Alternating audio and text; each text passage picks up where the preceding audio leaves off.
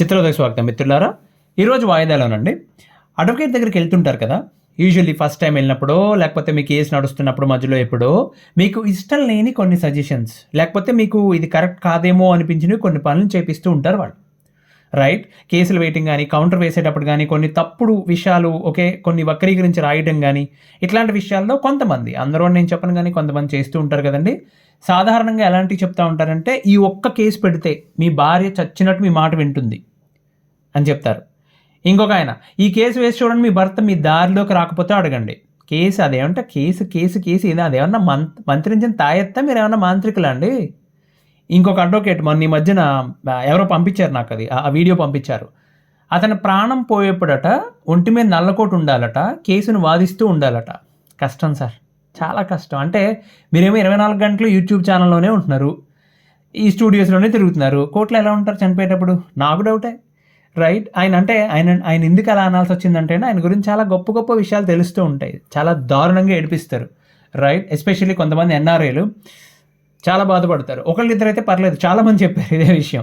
సరే, మొదటగా ఒక అమ్మాయి కానీ అబ్బాయి కానీ అడ్వకేట్ దగ్గరికి వెళ్ళి తన పార్ట్నర్తో తన గొడవలు ఉన్నాయి, దూరంగా ఉన్నాం, ఇప్పుడు లీగల్గా వెళ్దాం అనుకుంటే ఏం చేయాలి అని అడిగితే వాళ్ళు ఏం చెప్తున్నారు? కొంతమంది పర్లేదండి, కానీ ఎక్కువ శాతం మాత్రం దారుణమైన డైరెక్షన్ ఇస్తున్నారు. ఉదాహరణ, భర్త కానీ మొదట వెళ్తే వాళ్ళు ఇచ్చే సలహా, ఆర్సీఆర్ వేద్దామండి, నోటీస్ పంపిద్దాం అంటారు. ఆర్సీఆర్ అంటే కాపురానికి రమ్మని కేసు వేద్దాం, వస్తే మంచిదే, రాకపోతే మీకు డివోర్స్ ఈజీగా వచ్చేస్తుంది అంటున్నారు. కేసు వేద్దాం అంటారు. అప్పుడు ఈ అబ్బాయి ఆలోచన ఎలా ఉంటుంది? అచ్చా, ఇది ఆప్షన్ ఉందా, వేసేద్దాం అయితే దాన్నే ఉంది, ఏం చేస్తారో చూద్దాం అనుకుంటారు. కానీ దాని పర్యవసానాన్ని ఆలోచించరు. రియాలిటీలో ఏం జరుగుతుందో తెలుసా అండి? నువ్వు కాపురానికి రా అని కోర్టు నుండి లీగల్ నోటీస్ పంపిస్తే ఎవరన్నా వస్తారండి? నాకు తెలియక అడుగుతాను, ఎవరన్నా నువ్వు కాపురానికి రా అని కోర్టు నుంచి నోటీస్ వస్తే వస్తారండి? రైట్, కేసు వేద్దాం అనుకున్నాక సరే కేసు వేద్దామని డిసైడ్ అయిపోయారండి. అసలు ఏం జరిగిందో మీ పెళ్ళి అయినప్పటి నుంచి ఈ రోజు వరకు ఒక వర్డ్ డాక్యుమెంట్లో రాసి పంపించండి అని చెప్తారు. అబ్బాయి ఏం చేస్తాడు, ఇంటికి వచ్చి మొత్తం పెళ్ళి అయిన తర్వాత జరిగిన సంఘటనలన్నీ, కొన్ని ముఖ్యమైన సంఘటనలు, గొడవలు జరిగితే వాటి గురించి, వాళ్ళు ఎందుకు దూరం అవ్వాల్సి వచ్చిందో, సాధారణంగా తన వైపు ఏదైనా తప్పున్నా దాన్ని తక్కువ చేసి చూపిస్తారు, లేకపోతే దాని గురించి అసలు మాట్లాడరు. అమ్మాయిలైనా అంతే కదా. రైట్, అవతల పక్క వాళ్ళ తప్పుల్ని పెద్దవి చేసి చూపిస్తారు. అదే కరెక్ట్ కూడా. ఆబ్వియస్లీ అక్కడికి వచ్చేసరికి ఆ డాక్యుమెంట్ రాసి పట్టుకొస్తారు. లెక్క ప్రకారం ఏం చేయాలి? ఆ డాక్యుమెంట్ని ఎడిట్ చేసి దాంట్లో ఆ అబ్బాయికి ఇబ్బంది కలగకుండా ఆ కేసులో కోర్ పాయింట్స్ ఏదైతే ఉంటాయో, ఏదైతే అవసరమో అదే ఉంచి మిగిలింది కట్ చేసి పాడేయాలి. కానీ అడ్వకేట్కి అంత టైం ఉంటుందా? ఉండదు. ఆయన జూనియర్ ఒకరిని పిలిచి, బాబు ఆర్సీఆర్ పిటిషన్ ఫైల్ చేయాలా, సెక్షన్ 9 పిటిషన్ ఫైల్ చేయాలి, ఇది రెడీ చేసి తీసుకురా అని చెప్పి మీరు పంపించిన వర్డ్ డాక్యుమెంట్ పంపిస్తారు. ఆయన చిన్న చిన్న కరెక్షన్స్ చేసి, ఆయనకి తెలియదు కదా ఏది కట్ చేయాలని చెప్పి, ఓకే, మీ సంతకం తీసుకుని కోర్టులో ఫైల్ చేసేస్తారు. మీరేమనుకుంటారు? మీ సంతకం అడిగినప్పుడు అవును నేను రాసి ఇచ్చిన మ్యాటరే కదా అనుకుంటారు. సరే, అమ్మాయికి నోటీస్ వెళ్తుంది. వాళ్ళు ఏం చేస్తారు? ఈ నోటీస్ చూసిన వెంటనే అవతల పక్క వాళ్ళు ఏం చేస్తారు? గేర్లేకపోతారు. నువ్వు అడుగుతుంది కాపురానికి రమ్మనే, కానీ కోర్టు నోటీస్ పంపిస్తాడా నాకని ఫస్ట్ కోపం వచ్చేస్తుంది వాళ్ళకి. రైట్, వెంటనే ఏం చేస్తారు వాళ్ళు కూడా ఒక అడ్వకేట్ దగ్గరికి వెళ్తారు. వాళ్ళు ఏం చెప్తారు అడ్వకేట్లు? తమలపాకులు కొబ్బరికాయలు అక్కడ పెట్టి అక్షంతలు చేతులు పెట్టి కాళ్ళకి దండం పెట్టుకోమ్మా అన్నంత ఈజీగా వరకట్నం కేసు, గృహహింస కేసు, మెయింటెనెన్స్ కేసు వేసేస్తారు. వీలైతే విడాకుల కేసు కూడా వేసేస్తారు. సో ఒక నోటీస్ పంపిస్తే తిరుగుటప్పాలో 3-4 నోటీసులు వస్తాయి. పోలీస్ స్టేషన్ నుంచి 2-3 ఫోన్ కాల్స్ వస్తాయి. ఈ అబ్బాయి ఆ గోలలో, ఆ హడావుల్లో, ఆ టెన్షన్లో ఉండగా అప్పుడు అడ్వకేట్ గారు ఫోన్ చేసి, మాస్టర్ ఈ నెల 26వ తారీఖున 27వ తారీఖున ఆర్సీఆర్ వాయిదా ఉంది, కోర్టుకు రావాలని చెప్తారు. అదేంటిది, మనం చేసింది ఏంటి, ఇక్కడ జరుగుతుంది ఏంటి, ఇప్పుడు ఇంకా అసలు కలిసి ఉండే ఉద్దేశం లేదు, ఆర్సీఆర్ కేసు ఎందుకు అనుకుంటాడు ఆయన. ఆ కేసుల దారిన నడుస్తూ ఉంటాయండి. ఇక్కడేమో ఆర్సీఆర్ కేసు, దానికోసం ఎందుకు పోరాడుతున్నారో మీకు తెలియదు. సరే, అసలు సమస్య ఇంకా చెప్పలేదు నేను.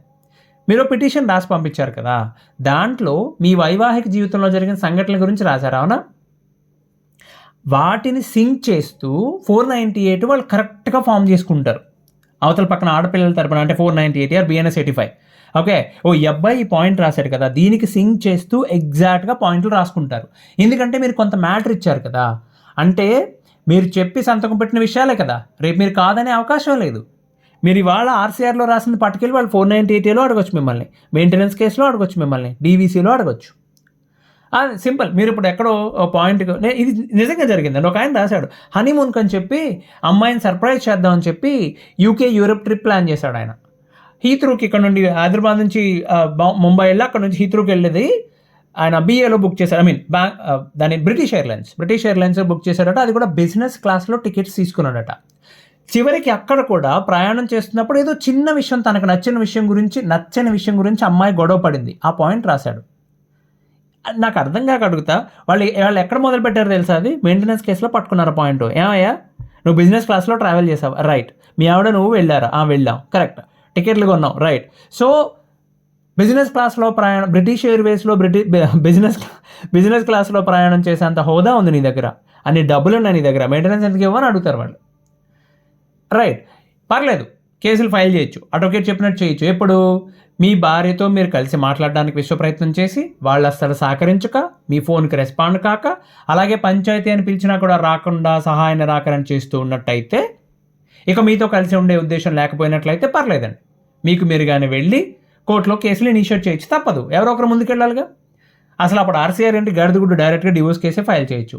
అలా కాకుండా మీకు ఎక్కడో చిన్న హోప్ ఉంది, ఆ అమ్మాయి మాట వింటుందేమో, అసలు విడిపోయేంత గొడవ జరగలేదు మా మధ్యన, ఓకే అడ్వకేట్ చెప్పారు కదా అని చెప్పి కేసు ఫైల్ చేయడం తప్పు. అలాగే ఒక అమ్మాయి భార్య స్థానంలో ఉన్నవాడు కనుక అడ్వకేట్ దగ్గరికి వెళ్తే 498 ఫైల్ చేద్దామని సలహా ఇస్తున్నారండి. వెంటనే బై డిఫాల్ట్ మీకు మెయింటెనెన్స్ కూడా వస్తుంది, మీకు అసలు నెలలో డబ్బులు వస్తాయమ్మా. అలాగే మీరు పడిన వేదన కాళ్ళకి శిక్షలు పడిపోతాయి అంటారు. అవన్నీ నమ్మి అంత ఈజీగా అయిపోతాయని కేసులు ఫైల్ చేస్తే, నేను ఇంతకు ముందు కూడా చాలాసార్లు చెప్పాను, మీరు అవతల వాళ్ళని గిచ్చితే వాళ్ళు చాక్లెట్ ఇవ్వరు, తిరిగి వాళ్ళు ఎంపకాయలే ఇస్తారు. 498 BNS 85 ఫైల్ చేసిన తర్వాత తిరిగి కలిసి ఉండటం అస్సలు జరుగుతుందని అనుకోవద్దు. ఎక్కడో మిలియన్ జంటలో ఒక జంటలో జరగవచ్చు అట్లాగా. కేసు ఫైల్ చేస్తే మీ కాపురం తిరిగి నిలబడ్డం మాట ఏమో కానీ మిమ్మల్ని మాత్రం చాలా తిప్పలు పెడతారండి. అవతల వాళ్ళు కాదు, మీకు ఆ ప్రాసెసే చాలా తిప్పలుగా ఉంటుంది. ఆ డాక్యుమెంట్ కావాలి, ఈ ఎవిడెన్స్ కావాలి, ఎవరైనా సాక్ష్యం చెప్పడానికి వెతుక్కోండి, 100 పనులు, ఫీజులు, మీ టైం అన్నీ ఖర్చు పెట్టాలి. అప్పుడు అడ్వకేట్ చెప్తారండి, వాళ్ళకి కావాల్సిన కేసు, వాళ్ళు 100 చెప్తారు. మీరే కదా వెళ్ళారు, వాళ్ళకి సంబంధించినంత వరకు మీరు ఒక కేసు, వాళ్ళ మాటలు వినండి, ఇంటికి వచ్చాక పెద్దవాళ్ళతో మాట్లాడండి, ఓకే డెసిషన్ మాత్రం మీరే తీసుకోండి, ఓకే. అంతే తప్ప అక్కడ ఏదో ఒప్పుకుని, ఎక్కడైనా సరే పెద్దవాళ్ళ మధ్య పంచాయతీ జరుగుతుంది, ఓకే కోర్టులో కోర్టు కాదు, లాయర్ ఆఫీస్లో ఏదో మాట్లాడారు, ఇక్కడ సంతకం పెట్టండి అమ్మా, లేకపోతే పిటిషన్ ఫైల్ చేద్దాం, కంగారు పడి సంతకం పెట్టొద్దు, ఒకరోజు ఆలోచించుకుని నిర్ణయం తీసుకోండి, okay. Document preparation, case file చేయడం అంతా కలిపి ఒక 2 రోజులు పని అండి. కానీ ఆ కేసు తేలేసరికి కనీసం 3 ఏళ్ళు పడుతుంది. కొన్నిసార్లు ఒక సంతకం మీ జీవితంలో చాలా రోజులు మిమ్మల్ని బాధపడే విధంగా చేస్తుంది, అది గుర్తొస్తూ ఉంటుంది, ఆ రోజు ఆ పని చేయకుండా ఉండాల్సింది అనిపిస్తూ ఉంటుంది. ఇప్పుడు ఉదాహరణకంటే అడ్వకేట్ సజెస్ట్ చేసిన దానికి నువ్వు చెప్పడం కూడా కష్టమే అండి. నేను గూగుల్ చేశాను, లేకపోతే LLMని అడిగాను, అక్కడ ఇలా ఉంది కదా, మీరు ఎలా చెప్తున్నారు కదా, ఇలాంటివి అనేసి వాళ్ళ ఆహాన్ని కూడా దెబ్బతీయకూడదు, మళ్ళీ అదో తలకే నొప్పి. మీరు ఎప్పుడు కూడా స్ట్రైట్గానే చెప్పాలి, అలానే కొంచెం కన్విన్సింగ్గా చెప్పాలి. ఈ మధ్యన ఒక కేసులో వాళ్ళు తెలిసిన ఫ్యామిలీ అండి, వాళ్ళందరూ కలిసి అడ్వకేట్ని ఫస్ట్ టైం కలుస్తున్నారు. అరే రారా అని చెప్తే వెళ్ళాను నేను కూడా. ఇప్పుడు కదలే, దాదాపు ఒక 6 నెలలు అవుతుంది.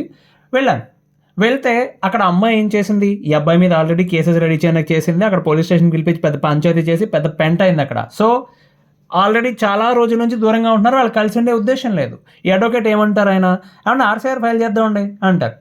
వీళ్ళేమో అలా అంటారా, ఏమో సార్ మాకు తెలియదు కదా అంటే చేద్దామంటారా, దానివల్ల ఏమైనా హెల్ప్ అవుతుంది అంటారా, ఎందుకు ఇంత మొహమాటం ఎందుకు, నేను మధ్యలో కల్పించుకొని నేను చెప్పా, సార్ లీగల్గా మీరు అడ్వకేట్, మీరు సీనియర్ అడ్వకేట్, మీకు తెలిసినంత నాలెడ్జ్ మా దగ్గర ఉండదు, కానీ నాకు తెలిసింది కుర్రాడు కొంచెం సెన్సిబుల్ ఫెలో, పైగా ఉద్యోగం ఒక్కటే ఆధారం, ఇన్ని కేసెస్, ఇప్పుడు ఆ అమ్మాయి చాలా కేసులు ఫైల్ చేసేటట్టు కనబడుతోంది, ఓకే. ఈ ఎక్స్ట్రా కేసు ఎందుకు సార్, అనవసరంగా నలిగిపోతారు వాడు, పైగా హైదరాబాద్లో కూడా కాదు ఉద్యోగం, వాడు వేరే సిటీలో, ప్రతి దానికి వాడు ఎక్కడికి రావాలి, అక్కడ కాకినాడ వెళ్ళాలి, చూరుకుంటాడండి. వద్దు సార్ అని చెప్పా, డైరెక్ట్గా డివోర్స్ పిటిషన్ ఫైల్ చేసాను, ఎలాగో అందుకే కదా వచ్చింది వీళ్ళు, అలా అంటారా, అలా చేద్దాం అయితే అన్నారు. అంటే ఏం లేదండి, అడ్వకేట్ ఆహాన్ని దెబ్బతీస్తే మళ్ళీ అదో తలకే నువ్వు వాళ్ళతోటి. ఇంకో కేసులో ఉండే ఒక అమ్మాయి తన భర్త డివోర్స్ కేసు ఫైల్ చేశారని చెప్పి కోర్టుకు వచ్చింది, మొదటి వాయిదా అట, ఓకే. చాలా దూరం నుంచి వచ్చింది ఆవిడకి అడ్వకేట్ లేరు ఎవరు. సో కోర్టులో ఆ రోజు ఏం చేయాలో టెన్షన్ ఉంటుంది కదా, విపరీతమైన టెన్షన్ ఉంటుంది, రైట్. ఆ ఒక్క రోజుకి ఎవరొకరు హెల్ప్ చేస్తారేమో అని చెప్పి ఒక లేడీ లాయర్ ఉంటే ఆవిడని అడిగారండి హెల్ప్ చేయమని, ఈ రోజు రిప్రజెంట్ చేయండి మేడం, మీ ఫీజు ఎంత అయితే అంత ఇచ్చేస్తా. ఆవిడ కేసు ఏంటని అడిగింది, ఆవిడ చెప్పింది. ఆయనేమో కోపంలో డివోర్స్ కేసు ఫైల్ చేశారు, మా ఇద్దరి మధ్యన అసలు పెద్ద గొడవే జరగలేదు. ఇవాళ ఇక్కడికి వచ్చింది కూడా ఆయనతో మాట్లాడే అవకాశం దొరుకుతుందంటే అడ్వకేట్ ఏమంటారు తెలుసా? అయ్యో లేదమ్మా, విడాకుల కేసు ఫైల్ చేసేదాకా వచ్చింది మ్యాటర్ అంటే ఇక మీరు కలిసి ఉండే ఉద్దేశం లేదు. నా మాట విన కౌంటర్ ఫైల్ చేద్దాం, తేలిపోతుంది. అమ్మాయికి కావాలనుకుంటే విడాకులు చాలా ఫాస్ట్గా వచ్చేస్తాయి. అరే యార్, మేము కలిసి ఉంటామని నేను చెప్తుంటే మీరేంటి మేడం ఇలా సలహా ఇస్తున్నారు? ఆవిడేమంటుంది, బాబా ఆయన చాలా మంచివాడు మా ఆయన, అసలు విడిపోయే ఆలోచనే లేదు మాకు, కౌంటర్ ఎందుకు ఫైల్ చేయటం? ఆవిడకి అర్థం కాల. ఫోన్లు అయిపోతాయి, పోనీ అడ్వకేట్ లేకపోతే ఏం కొట్టి చంపేస్తారేంటి? వెళ్దామని చెప్పి వెళ్తే జడ్జి గారు ఏమని చెప్పారంటే మీడియేషన్కి ఆర్డర్ ఇచ్చారేమో, అడ్వకేట్ రాలేదని కూడా. అంటే నేను పలానా సిటీ నుంచి, వేరే సిటీ నుంచి వచ్చానండి, ఈయన కేసు ఎందుకు ఫైల్ చేశారో నాకు అర్థమే కాలేదు అసలు, సో ఆయనతో మాట్లాడదామని వచ్చానంటే ఆయన మీడియేషన్కి ఆర్డర్ ఇచ్చారు. వాళ్ళిద్దరూ తర్వాత చాలా కూల్గా కలిసిపోయారండి. ఆవిడ ఆ రోజున వాళ్ళ మాటని 498 ఫైల్ చేసినా లేకపోతే కౌంటర్ ఫైల్ చేసినా కదే మారిపోయేది అసలు.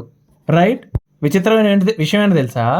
వాళ్ళు మేమిద్దరం కలిసిపోయాము, అమ్మాయి అత్తగారింటికి వచ్చేసింది, అరే బాబు మేము కలిసి ఉంటున్నాం రా బాబు, కేసు క్లోజ్ చేయండి అని చెప్తే అందరూ ఒప్పుకున్నారు. ముఖ్యమైన పాత్ర పోషించింది అందులో మీడియేటర్ ఉంటారు కదా, ఒక లేడీ, ఆవిడ వాళ్ళిద్దరిని ఆ జంటను కలిపేసింది ఆవిడ బ్రహ్మాండంగా. జడ్జికి ఆ కోర్టుకి రిపోర్ట్ కూడా ఇచ్చారు ఆవిడ. వీళ్ళిద్దరి మధ్యన అంత గొడవే లేదు అసలు, ఇద్దరు హ్యాపీగా కలిసిపోయారు. సో కేసు కొట్టేసేయండి, వెనక్కి తీసేసుకుంటారు వాళ్ళని చెప్పి. సో చెప్తే వాళ్ళు ఏమన్నారంటే అడ్వకేట్ని మెమో ఇమ్మని చెప్పారు. అడ్వకేట్ అంటాడు, అలా ఎలా చేస్తారు సార్, కేసు వెనక్కి తీసుకోకుండా వస్తే వచ్చింది లేవడా 4 రోజులు చూద్దాం అంటాడు. ఎందుకు 4 రోజులు చూసేది? ఏం 4 రోజులు చూసేది? వాళ్ళు కలిసిపోయారని చెప్తున్నారు ఒక పక్క నుంచి. సో ఆయన చివరికి ఏం చెప్పాడంటే ఒక 50,000 కావాలని అడిగారు అడ్వకేటు. అడగొచ్చు, తప్పు లేదు. వాళ్ళిద్దరినే కలిపేసి సార్ మీ సంతోషం కొద్దీ మా ఫీజు ఇవ్వండి, 20,000 25,000 అడగొచ్చు, తప్పులేదు. ఇద్దరిని విడగొట్టడానికి ప్రయత్నించి వాళ్ళు విడిపోవడం కుదరట్లేదు కాబట్టి 50,000 ఫీజు ఏంటో నాకు అర్థం కాల. రైట్, నేను చెప్పాను వాళ్ళకి, నేను ఇట్లా ఈమెయిల్ పెడితే నేను చెప్పాను డబ్బులు అది ఇవ్వద్దన్నాను నేను. డబ్బులు మీ స్తోమతకి మీరు ఎలాగో ఫీజు మాట్లాడుకున్న దాంట్లో 10,000 15,000 ఓకే, కానీ మెమో పంపించడానికి ఆయన పంపించకపోతే నష్టమేం లేదు, ఇంకొక అడ్వకేట్ ఇస్తారు, ఇవ్వకపోతే మీరు బార్ కౌన్సిల్లోకి వెళ్ళి కంప్లైంట్ తిరిగాను అంతే తప్ప ఎట్టి పరిస్థితుల్లో ఇలాంటి పనులు చేయొద్దని చెప్పాను నేను. మరి ఇట్లాంటి లాయర్లతో వేగడం ఎలా అండి? రకరకాల సజెషన్స్ ఇస్తుంటారు. ఎట్లా అండి సార్? అందరూ అలా ఉండరండి, సింపుల్ అండి. ఇప్పుడు ఒక ఆయన నదీ తీరానికి వెళ్ళి అక్కడ కూర్చుని, చిన్నమ్మలు ఇటు రెండమ్మా రండి, మిమ్మల్ని పట్టుకొని ఐస్ పెట్లో పెట్టి రవాణా చేసి అమ్మేస్తాం అమ్మా, కొనుక్కున్న వాళ్ళు పులుసో ఇగురో పెట్టుకుంటారు, ఇదంతా మీకు ఓకే కదమ్మా అని పట్టుకునే ముందు చేపలను అడుగుతారండి? అడగరు కదా, వాటికి అవే వచ్చి పడతాయి. ఇది కూడా అంతే అండి. అడ్వకేట్స్ అవన్నీ ఎందుకు అడుగుతారు? అడ్వకేట్స్ ఏంది ఫర్ దట్ మ్యాటర్ అసలు ఏ బిజినెస్ మ్యాన్ అడుగుతారు? ఎవరు అడగరు. రైట్? వాళ్ళకి కావాల్సింది క్లయింట్స్, కస్టమర్స్, వాళ్ళు వచ్చారు పని చేసుకుని వెళ్ళిపోతూ ఉంటారు అంతే. రైట్? వాళ్ళ పని వాళ్ళు చేస్తారు. ఓకే, నిర్ణయం తీసుకోవాల్సింది మీరైనప్పుడు బయట వాళ్ళని, మీ బంధువుల్ని, మీ హితుల్ని, స్నేహితుల్ని, అడ్వకేట్ని, అందరినీ, అర్హులైన వాళ్ళు ఎవరైతే ఉన్నారో వాళ్ళందరినీ సలహాలు అడగండి. వాళ్ళు చెప్పేది శ్రద్ధగా వినండి. ఓకే, ఇంటికి వచ్చి మీరు కూర్చొని బాగా ఆలోచించుకుని నిర్ణయం మాత్రం ఎప్పుడూ మీదే కావాలండి, మీ తల్లిదండ్రులతో కూడా కాదు. ఎవరి ఇన్ఫ్లుయెన్స్కి మీరు గురి కాకూడదు. ఓకే, సింపుల్ అండి. మీకు కాపురం కావాలి అనుకుంటే మీరు నెక్స్ట్ వేసే స్టెప్, తీసుకునే నిర్ణయం, మీ మధ్యన మనస్పర్ధలు తగ్గుతాయా, దానివలన తగ్గుతాయా పెరుగుతాయా ఆలోచించుకోండి. లేదు, కలిసి ఉండే ఉద్దేశం లేదు, మీరు తీసుకునే నెక్స్ట్ డెసిషన్, నెక్స్ట్ వేయబోయే అడుగు ఆ దిశగా వేస్తున్నారా లేదా ఇంకా కాంప్లికేట్ చేసుకుంటున్నారా? అంతే అండి. నిర్ణయం తీసుకోండి, దాని మీద చక్కగా నిలబడండి. ఇంత ఆలోచించి ఒక నిర్ణయం తీసుకున్నాక ఎవరు మిమ్మల్ని ఇన్ఫ్లుయెన్స్ చేయడానికి ట్రై చేసినా సరే సున్నితంగా తిరస్కరించండి. అలా తీసుకున్న నిర్ణయం మీద నిలబడే వాళ్ళని తాత్కాలికంగా కొంతమంది ద్వేషించవచ్చు, తిట్టుకోవచ్చు కూడా, ఇంట్లో వాళ్ళు కూడా తిట్టుకోవచ్చు, కానీ లాంగ్ టర్మ్లో మీకు ఎక్కువ గౌరవం దొరుకుతుంది. రైట్? ఎక్కడో చెప్తారు చూడండి, చివరిగా 100 గొడ్డలు చేయలేని పని ఒక గోరుముందు చేయొచ్చు, 10 ఏళ్ల పంతం ఒక్క పలకరింపుతో పోవచ్చు అని చెప్పి సామెత అండి. కాబట్టి ఏదైనా సరే సామరస్యంగా తేల్చుకోవడానికి ప్రయత్నించండి. అది వల్ల కాని పక్షంలో దట్స్ ఓకే. లీగల్ మార్గం ఎలాగో ఉందో అది ఎలాగో ఉంటుంది, 5 ఏళ్ళు తిరగాలి మీరు, తప్పదు. ఇంకో వాయిదాలో ఇంకో మంచి విషయంతో కలుద్దాం. అంతవరకు సెలవు. ధన్యవాదాలు.